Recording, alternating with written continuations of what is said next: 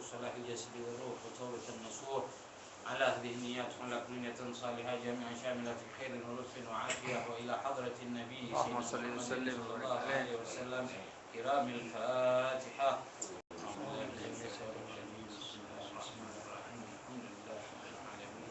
الرحمن الرحيم مالك يوم الدين إياك نعبد وإياك نستعين اهدنا الصراط المستقيم صراط الذين أنعمت عليهم غير المغضوب عليهم ولا الضالين آمين. الحمد لله الواحد الأحد الفرد الصمد الذي لم يلد ولم يولد ولم يكن له كفوا أحد. أشهد أن لا إله إلا الله وحده لا شريك له وأشهد أن سيدنا ونبينا محمدا عبده ورسوله النبي الممجد. اللهم صل وسلم على سيدنا محمد الفاتح لما أغلق والخاتم لما سبق ناصر الحق بالحق والهادي إلى صراطك المستقيم صلى الله عليه وعلى آله وصحبه حق قدره ومقداره العظيم. سبحانك لا علم لنا إلا ما علمتنا إنك أنت العليم الحكيم. رب اشرح لي صدري ويسر لي أمري واحلل عقدة من لساني يفقه قولي وسدد لساني واهد قلبي بحق نبيك سيدنا محمد صلى الله عليه وآله وصحبه وسلم. اللهم ألهمنا علما نفقه به أوامرك ونواهيك وارزقنا فهما نعلم به كيف نناجيك. اللهم أغننا بالعلم وزينا بالحلم وأكرمنا بالتقوى وجملنا بالعافية. اللهم ارزقنا فهم النبيين وحفظ المرسلين وإلهام الملائكة المقربين. اللهم إنا نعوذ بك من علم لا ينفع وقلب لا يخشع وعمل لا يرفع ودعاء لا يسمع برحمتك يا أرحم الراحمين ويا أكرم الأكرمين. Alhamdulillah, segala puji dan syukur kita limpahkan kehadirat Allah Subhanahu wa taala. Pada malam hari ini memperkenankan kita berkumpul kembali di Majelis Ta'lim Al-Fatah, di mana di dalam majelis ta'lim sebagaimana biasanya kita membaca kitab Syiar Salikin lil Arif Billah Syekh Abdul Samad Al-Falimbani.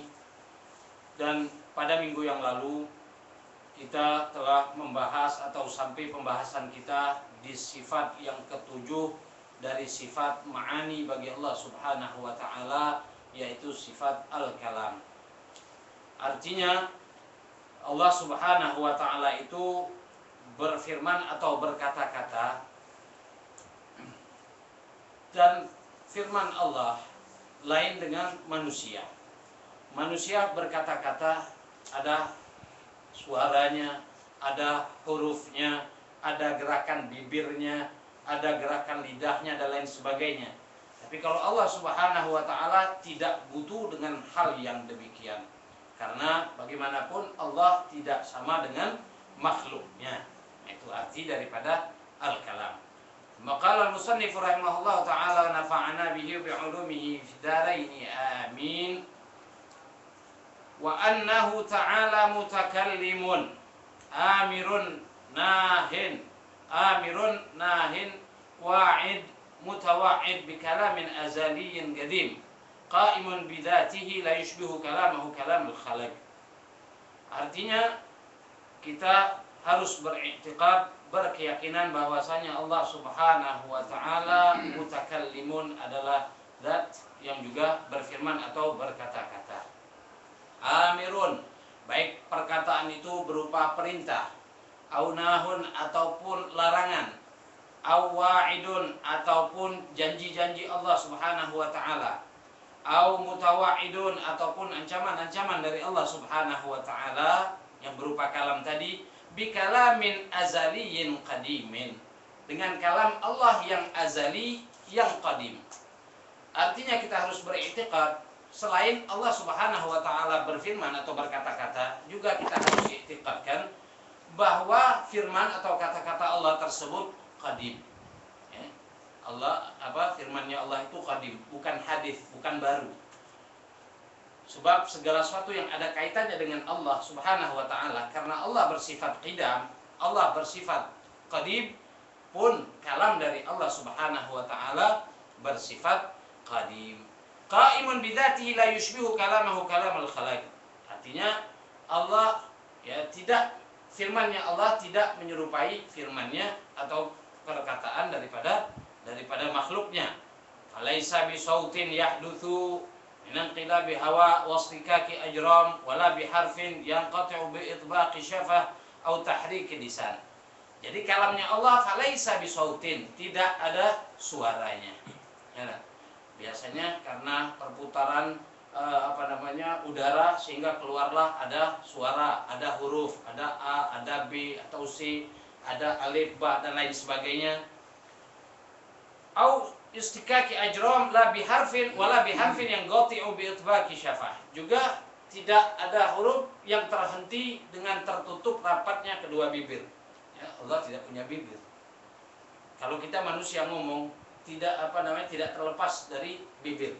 Yang mana kalau kita ngomong, bibir kita tertutup rapat, tidak keluar suara tadi. Nah, itu tidak mungkin terjadi pada Allah Subhanahu wa taala. Au tahriki lisan, atau pergerakan daripada lidah. Kita manusia kalau ngomong tidak lepas lidah kita bergerak. Andai lidah seorang terpotong atau misalnya seorang diciptakan tidak ada lidah, karena tidak adanya pergerakan lidah tadi, maka orang tidak akan bisa berbicara. Dan Allah Subhanahu wa taala Maha suci dari semua sifat-sifat atau daripada semua hal-hal yang berkaitan dengan manusia atau kalamnya manusia. Wa anna al-Qur'ana wa Taurata wal Injila wa Zabur kutubuhul munazzalati ala rusulih. Dan juga kita harus beriktikad, wajib berkeyakinan bahwasanya Al-Qur'an, Injil, Taurat dan Zabur adalah kitab-kitab Allah yang Allah turunkan kepada Rasul-Rasulnya. Artinya Taurat, Zabur, Injil dan Al-Quranul Karim juga merupakan bagian daripada kalam Allah yang Allah turunkan kepada Rasul-Rasulnya. Nah, sebagaimana kita ketahui kitab Taurat kepada Nabi Musa alaihissalam, kitab Zabur kepada Nabi Allah Dawud alaihissalam, kitab Injil kepada Nabi Isa alaihissalam, dan Al-Quran kepada Nabi Muhammad sallallahu alaihi wasallam. Nah, semuanya ini adalah firman-Nya Allah Subhanahu wa taala. Lalu apabila ada pertanyaan, katanya firman Allah tidak sama dengan manusia. Lalu di dalam Taurat misalnya, atau di dalam Injil, atau misalnya lebih mendekati lagi di dalam Al-Quranul Karim, Bismillahirrahmanirrahim misalnya. Ini kok ada huruf ba-nya, ada huruf sin-nya, ada huruf mim-nya. Berarti firman-Nya Allah Subhanahu wa taala ya sama dengan manusia, ada hurufnya, ada suaranya. Nah, itu tidaklah demikian. Kenapa? Karena dikatakan di sini wa anna kalamahul Qur'ana maqru'un bil alsinah, maktubun fil masahifi, mahfudun fil qulubi, wa annahu ma'a dzalika qadimun qa'imun bi dzatillahi ta'ala la yaqbalul infisali wal iftiraqi bil intiqali ilal qulubi wal awraq. Ya, bahwasanya Al-Qur'an memang Al-Quran yang katanya firman Allah tadi kita sudah tahu ya, spesifiknya artinya firman Allah tidak sama dengan manusia. Kata-kata Allah tidak sama dengan manusia. Tidak ada suara, tidak ada huruf, tidak melalui pergerakan lidah, dan juga bukanlah melalui bibir yang apabila bibir tertutup tidak ada suara. Nah, tidak demikian firman Allah. Tapi kok di dalam Al-Quran ini dapat dibaca, artinya ada hurufnya, ada ba, ada sin, mim dan lain sebagainya. Nah, makanya dikatakan, dijelaskan, memang Al-Quran adalah firman Allah yang bisa dibaca dengan lidah kita. Maktubun fil masahib, dan juga tertulis di lembaran-lembaran. Mahfuzun fil qulub, plus juga dihafal orang. Ini Al-Quran.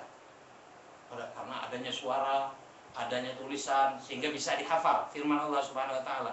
Tetapi kita harus beriktikad wa annahu ma'a dzalika qadimun. Walaupun Al-Qur'an bisa dibaca, ada hurufnya, bisa dihafal, Al-Qur'an tetap qadim. Al-Qur'an tetap qadim, kenapa? Karena Allah Subhanahu wa taala zat yang maha qadim, berarti bagian dari zat yang maha qadim semuanya qadim.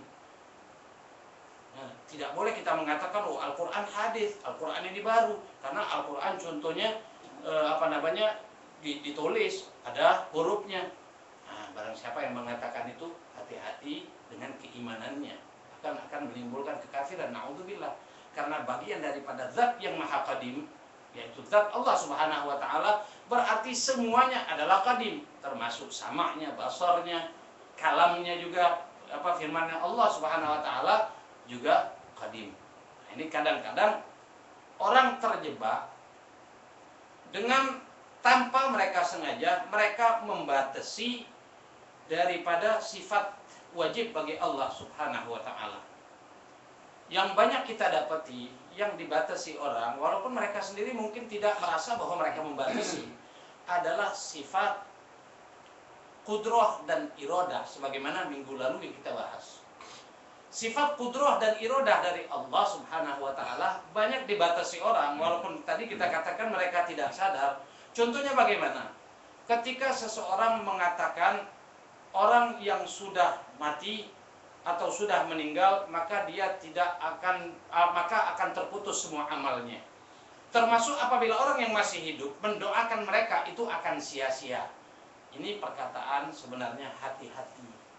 Kenapa? Karena orang yang beriktikad, berkeyakinan demikian, berarti dia membatasi kudrahnya Allah Subhanahu wa taala.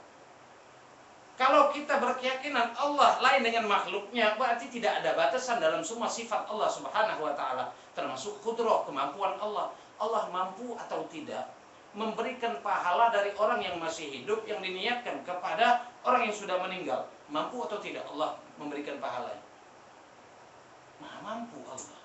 Kalau kita membatasi, makanya kalau orang membatasi sifat wajib bagi Allah, maka akan terbataslah ma'rifah dia kepada Allah.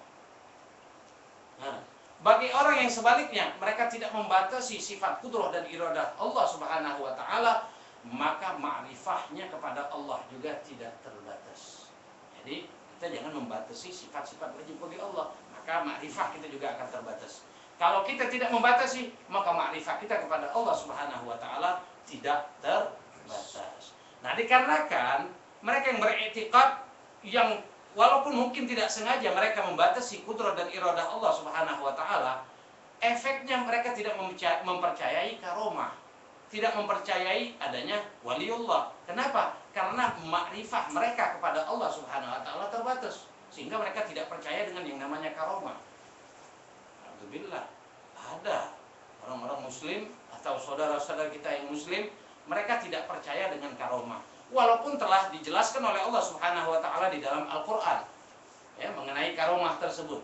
Tapi mereka tidak mempercayai. Kenapa? Karena mereka membatasi sifat wajib bagi Allah Subhanahu wa taala, sehingga makrifah mereka kepada Allah Subhanahu wa taala juga terbatas. Nasallallahu al-afiyah wassalamah. Jadi wa annahu ma'a dzalika qadimun qa'imun bi dzatillahi ta'ala la yaqbalul infisali wal iftiraqi bil intiqali ila al-qulubi wal awraq. Jadi Al-Qur'an tadi qadim. Maksudnya Al-Qur'an ini adalah kalam Allah yang qadim. Ya, hakikatnya kalam Allah ini tidak menerima al-infisal wal iftiraq. Artinya kalamnya Allah ini masih terus tetap bagian dari Allah. Tidak putus dengan adanya atau dengan terlepas daripada zat Allah. Kalau kita mengatakan kalam Allah yang berupa Al-Quran ini hadis atau suatu hal yang baru, berarti kalamnya Allah tadi, firmannya Allah terputus. Maksudnya begini, misal Allah berfirman kepada Nabi Muhammad SAW yang berupa Al-Quran. Kalau orang meyakini bahwa Al-Quran itu bukan qadim, hadis, berarti hanya sebatas 24 tahun Allah berfirman, yang mana firmannya ini terputus. Setiap Allah misalnya mewahyukan kepada Nabi Muhammad surat Iqra, berarti terputus setelah Allah SWT menyampaikan surat Iqra tadi. Atau Allah nurunkan surah Al-Baqarah, berarti surah Al-Baqarah atau firman Allah yang berupa surah Al-Baqarah terputus dari Allah, tidak terus-menerus ada pada Allah Subhanahu wa taala. Nah, ini bagi orang yang mengatakan andai firman Allah itu hadis baru. Kalau i'tiqad kita Ahlussunnah wal Jamaah, firman-Nya Allah atau kalamnya Allah qadimun. Arti qadimun itu bagaimana? Ini biar kita paham. Artinya gini aja sebetulnya. Bahwa Allah ketika mengatakan, misalnya mewahyukan kepada Nabi Muhammad melalui malaikat Jibril, Iqra bismi rabbikal ladzi khalaq. Apakah ini terputus setelah Allah mengucapkan itu sudah terputus? Tidak begitu. Tetap terus menerus ada pada Allah Subhanahu wa taala. Nah, itu namanya kalamnya Allah qadimun. Ini juga berapa banyak daripada salaf atau para orang-orang pendahulu kita, termasuk Imam Abu Hanifah, sampai dihukum gara-gara mengatakan Al-Quran qadim. Mana? Amir Mukminin atau pemerintah pada saat itu mengatakan Al-Quran hadis karena dia terkontaminasi dengan Mu'tazilah, sehingga dia menyatakan, oh ini hadis, tidak bisa kita katakan Al-Quran itu qadim karena terlepas dari Allah Subhanahu wa taala. Nah, demikian kata Imam Abu Hanifah, sampai Imam Abu Hanifah dipenjara, disiksa dan lain sebagainya, dan lain sebagainya. Na'udzubillah. Itu yang dilakukan oleh mereka. Wa anna Musa alaihi salam sami'a kalamullah ta'ala bighairi sautin wala biharfin kama taral abrara dzatillahi ta'ala min ghairi jauharin wala 'aradin. Juga mesti kita beriktikad, wajib kita beriktikad bahwasanya Nabi Musa alaihi salam mendengar kalamullah. Nabi Musa kalimullah, Nabi yang mendengar kalamnya Allah. Tetapi walau demikian harus juga kita i'tiqadi bahwa Nabi Musa mendengar kalam Allah bi ghairi sautin wala biharfin, dengan tanpa huruf dan tanpa suara. Allah yang mengilhamkan kepada Nabi Musa untuk mengerti apa yang Allah firmankan, sehingga Nabi Musa bisa menerjemahkan kalamnya Allah. Buktinya apa? Buktinya ada malaikat Jibril saat itu. Ketika Nabi Musa berjumpa dengan Allah, ada malaikat Jibril. Malaikat Jibril pun tidak ngerti apa yang Allah sampaikan dari kalamnya kepada Nabi Musa. Malaikat Jibril tidak ngerti. Yang hanya ngerti siapa? Nabi Musa alaihissalam. Berarti bagaimana Allah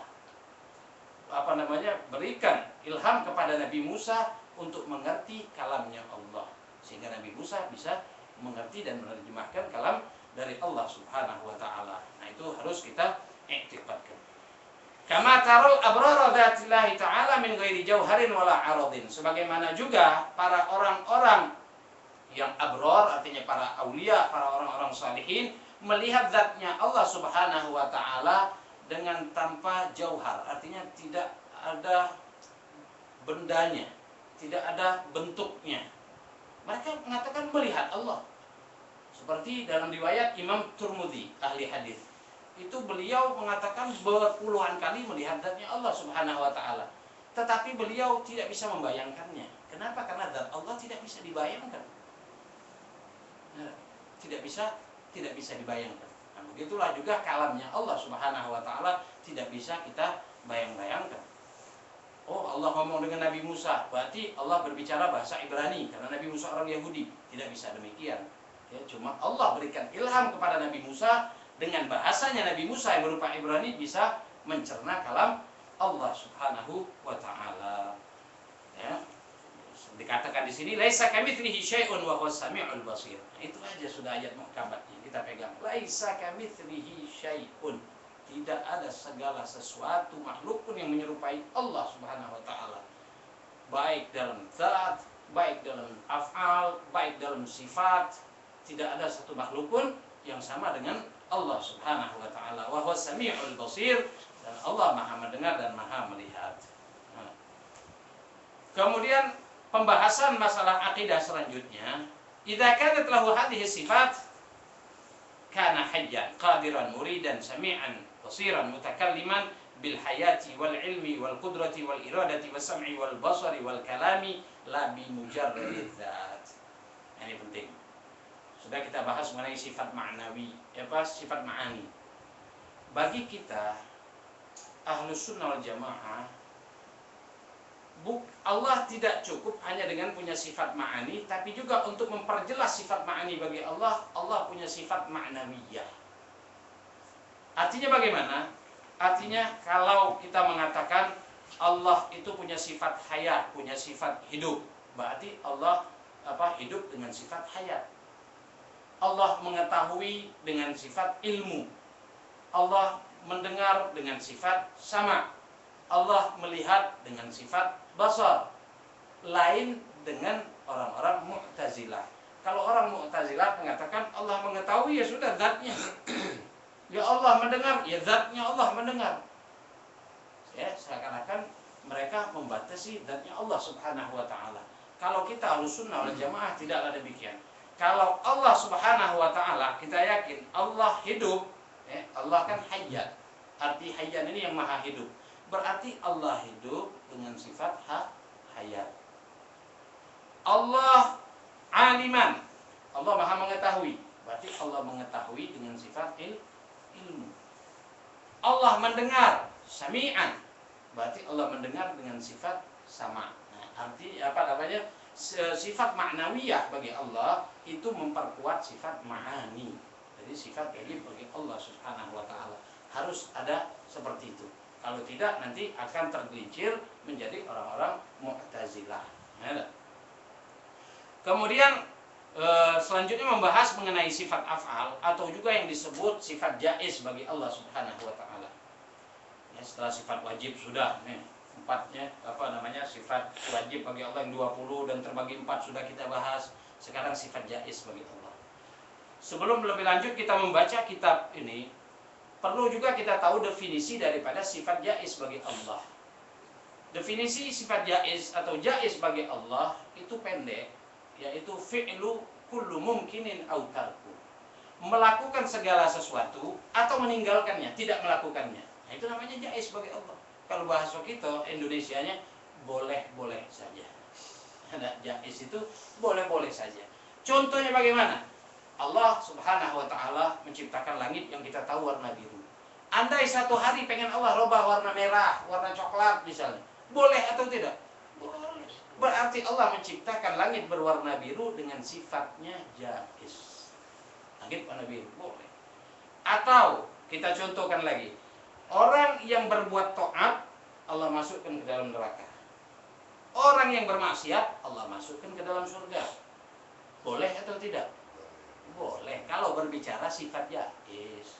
Tapi tidak mungkin orang berbuat taat Allah masukkan ke dalam neraka. Karena sudah janji dari Allah. Innallaha la yukhliful mi'ad. Allah tidak ingkar janji. Orang yang bertakwa, yang berbuat taat Allah masukkan ke dalam surga. Orang yang bermaksiat, melanggar perintah Allah, Allah adab dalam neraka. Nah, itu sudah janji dari Allah Subhanahu wa taala. Cuma untuk gambaran sampai kemana sifat jaiz bagi Allah Subhanahu wa taala, andai orang yang berbuat taat Allah adab di neraka dan orang yang bermaksiat Allah masukkan dia ke dalam surga, lakana jaiz. Boleh-boleh saja. Toh kita semuanya makhluk Allah, Allah mau apakan terserah. Ya, boleh bagi Allah Subhanahu wa taala. Qala al-musannif wa annahu mawjudun wa annahu la mawjudun siwahu illa huwa hadithun bi fi'lihi ka'inun bi fadlihi wa fa'idun min 'adlihi ala ahsanil wujuhi wa akmaliha wa atammiha wa a'daliha. Ya, kita juga wajib beriktikad, berkeyakinan bahwasanya tidak ada yang baru atau yang ada ini kecuali semuanya mereka baru dengan fi'il Allah. Artinya Allah baru menciptakan mereka. Jadi kalau dalam bahasa tauhid, hadis itu atau bahasa lainnya alam. Ya, kullu ma siwallah fahuwal alam. Segala sesuatu selain Allah itu disebut alam. Dan alam itu hadis. Nah, itu natijah atau hasil dari belajar ilmu tauhid begitu. Ada beberapa natijah, hasil. Di antaranya apa? Kullu ma siwallah samal alam. Segala sesuatu selain Allah Subhanahu wa taala disebut alam. Ini bahasa bukan bahasa Indonesia. Kalau bahasa Indonesia alam semesta, alam ini. Nah. Jadi segala sesuatu selain Allah disebut alam. Berarti alam ini hukumnya apa? Hadithun, baru. Ada, bukan qadim. Berarti mereka adalah baru. Kainun bi fadlihi wa fa'idun min adlihi ala asril wujuh wa akmaliha wa atammiha wa adaliha. Jadi segala sesuatu tidak ada yang dari yang ada ini yang kita bisa rasakan atau tidak. Pokoknya semua ciptaan Allah Subhanahu wa taala adalah hadithun bi fi'li, hal yang Allah barukan dengan perbuatan Allah Subhanahu wa taala, kainun bi fadlihi, juga terjadi karena keutamaan Allah Subhanahu wa taala, wa faidun min adlihi, dan juga bagian daripada keadilan Allah Subhanahu wa taala, ala ahsanil wujuh, yakni dari sebaik-baik ciptaan Allah Subhanahu wa taala, wa akmaliha wa atammiha wa adaliha. Wa annahu hakimun fi af'alihi, adilun fi aqdiyatihi, wa la yugasu adluhu bi adlil ibad. Juga kita harus beriktikad, wajib berkeyakinan bahwa Allah Subhanahu wa taala bijaksana dalam perbuatannya. Adilun fi aqdiyatihi, Allah Maha adil dalam menghukumi segala sesuatu. Wala yuqasu adluhu bi adlil ibad, tidak bisa kita kiaskan keadilan Allah dengan keadilan manusia. Seadil-adil manusia tidak seperti Allah Subhanahu wa taala. Dalam Al-Qur'an dikatakan alaisallahu bi ahkamil hakimin, ya bukan Allah Subhanahu wa taala afdal qadin, ya, artinya afdal qadin, hakim yang paling bijaksana, yang paling tepat, yang paling benar hanya Allah Subhanahu wa taala. Wa annal 'abda yatasawwaru minhu adh-dhulmu litasarrufihi fi mulki ghairi. Kalau pada manusia mungkin bisa digambarkan terjadinya kezaliman pada manusia. Tapi kalau pada Allah Subhanahu wa taala tidak mungkin bisa digambarkan terjadinya kezaliman pada Allah. Kenapa? Karena kita semua adalah miliknya Allah Subhanahu wa taala.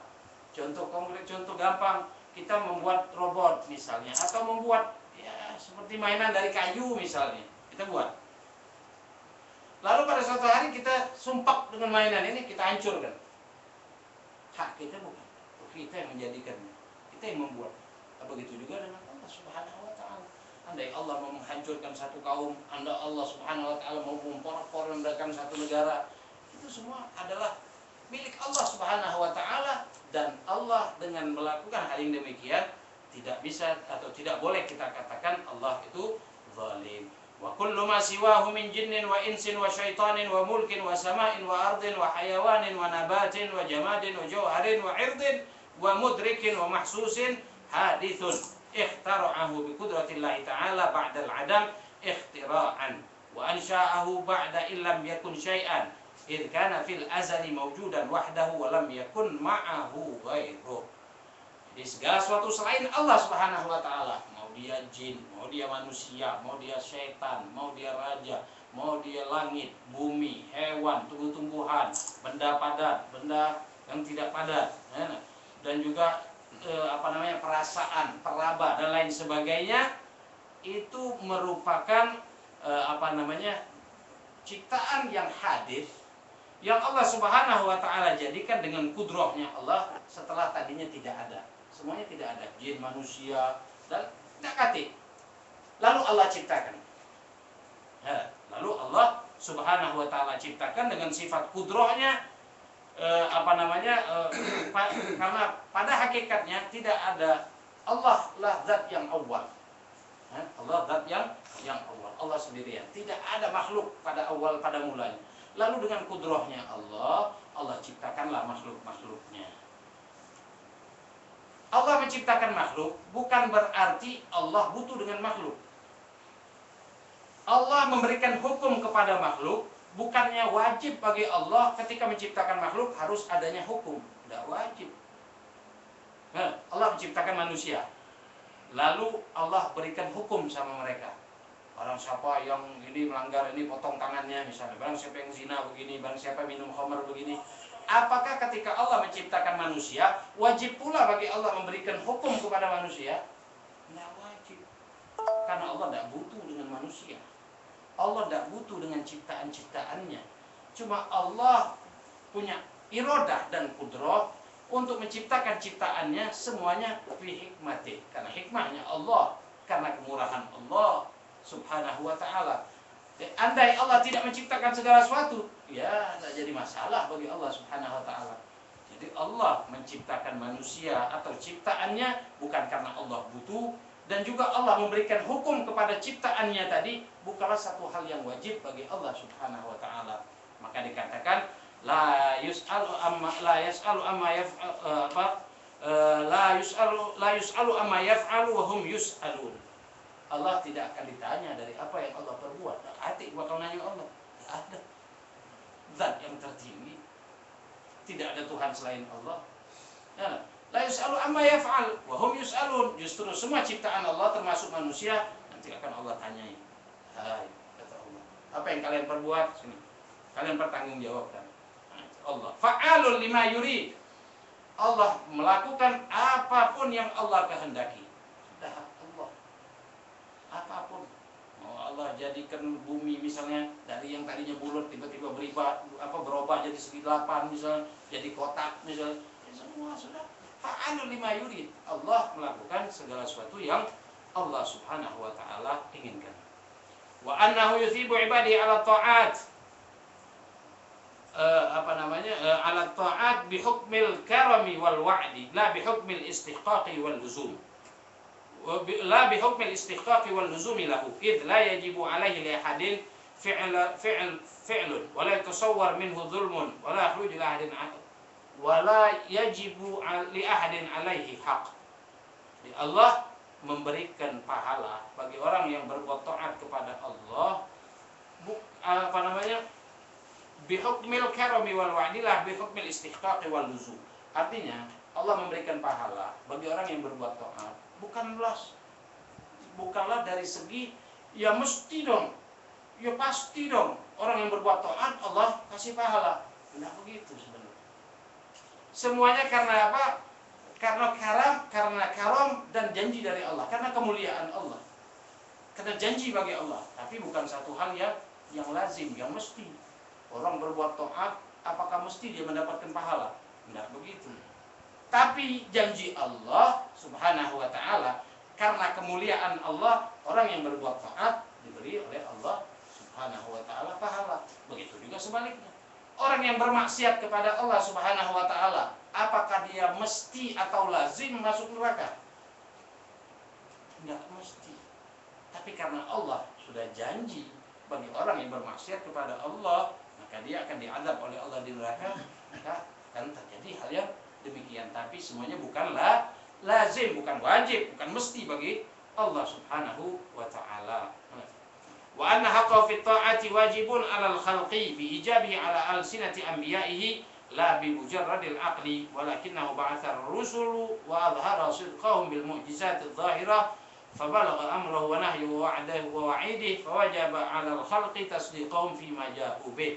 Nah, ini nanti pembahasannya mengenai sifat wajib bagi para rasul, para nabi dan rasul. Sifat wajib, mustahil dan jaiz bagi para nabi dan rasul. Insyaallah nanti kita akan bahas di pertemuan kita selanjutnya. Ya, alhasil inti dari pertemuan kita pada malam hari ini lagi-lagi kembali kepada ayat laisa kamitslihi syai'un. Ini yang mesti kita talar. Apapun bagian dari sifat Allah tidak sama dari manusia, termasuk kalamnya Allah, firmannya Allah, apakah berupa ada suara, apakah ada huruf. Laisa kamitslihi syai'un. Habis cerita. Nah, itu satu pelajarannya. Kedua, pelajaran yang bisa kita ambil bahwa kita tidak boleh membatasi sifat wajib bagi Allah Subhanahu wa ta'ala. Apabila kita membatasi salah satu dari sifat wajib bagi Allah, maka ma'rifah kita kepada Allah juga terbatas. Apabila kita tidak membatasinya, maka ma'rifah kita kepada Allah juga akan tidak terbatas. Mudah-mudahan Allah Subhanahu wa ta'ala rahmati kita dan menjadikan kita tergolong dari orang-orang yang mendengar yang baik lalu kita jalankan, dan yang tidak baik kita tidak jalankan. Wa ja'alallahu wa iyyakum minal ladzina yastami'una al-qawla fayattabi'una ahsanah. Allahumma arzuqna barda 'afwik wa halawata maghfiratik wa ladida munajatik wa husna thiqati bik wa kamala salamati wal 'afiyah fid dini wad dunya wal akhirah. Allahumma ihdina bi hudak waj'alna mimman yusari'u fi ridhak wa la tuwallina waliyan siwak wa la taj'alna mimman khalafa amraka wa 'asak. Wa hasbunallahu wa ni'mal wakeel. La haula wa la quwwata illa billahil 'aliyyil 'azim. Allahumma arzuqna ma'rifatan wa ma'rifatan nabiyyik Muhammadin sallallahu alaihi wasallam. Ya rabbal alamin. Rabbana atina min ladunka rahmatan wa hayyi lana min amrina rashada. Rabbana atina fid dunya hasanah fil akhirati hasanah wa qina adzabannar. Sallallahu alaihi wasallam Muhammadin wa alihi wa sahbihi wasallam. Alhamdulillahi rabbil alamin. Taqabbalallahu minkum. Minna wa minkum.